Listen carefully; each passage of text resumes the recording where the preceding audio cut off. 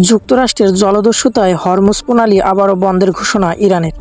ভিডিওটি ভালো লাগলে অবশ্যই সাবস্ক্রাইব করুন এবং ভিডিওটি না টেনে পুরো ভিডিওটি দেখার অনুরোধ রইল। ইরান স্পষ্ট করে জানিয়েছে, যতক্ষণ পর্যন্ত যুক্তরাষ্ট্র ইরানের বন্দরমুখী এবং ইরান থেকে ছেড়ে যাওয়া জাহাজগুলো চলাচলের পূর্ণ স্বাধীনতা ফিরিয়ে না দিবে, ততক্ষণে এই কড়াকড়ি বজায় থাকবে।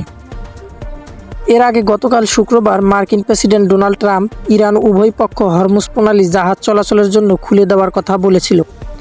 তবে ট্রাম্প জানিয়েছিলেন, পরমাণু কর্মসূচি নিয়ে নতুন কোনো চুক্তিতে না পৌঁছানো পর্যন্ত ইরানের ওপর মার্কিন অবরোধ পুরোদমে কার্যকর থাকবে।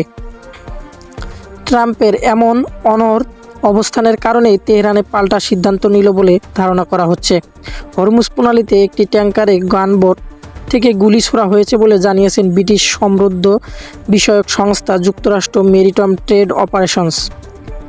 এই সংস্থাটি বলছে, তারা খবর পেয়েছে একটি ট্যাঙ্কারে হামলা চালানো হয়েছে। দুটি গানবোট থেকে গুলি ছোড়া হয়েছে। গানবোটগুলো ইরানের বিপ্লবী গার্ড কোরের সঙ্গে আইআরজিসির সঙ্গে সম্পৃক্ত। ট্যাঙ্কারে ক্যাপ্টেন বলেছেন, গানবোট থেকে কোনো হুঁশিয়ারি বার্তা ছাড়াই গুলি চালিয়েছে। তবে গুলিতে জাহাজের কোনো ক্ষয়ক্ষতি হয়নি, ক্রু সদস্যরা নিরাপদেই আছেন। ইরান স্পষ্ট করে জানিয়েছে, যতক্ষণ পর্যন্ত যুক্তরাষ্ট্র ইরানের বন্দরমুখী এবং ইরান থেকে ছেড়ে যাওয়া জাহাজগুলোর চলাচলের পূর্ণ স্বাধীনতা ফিরিয়ে না দেবে, ততক্ষণ এ কড়াকড়ি বজায়ই থাকবে।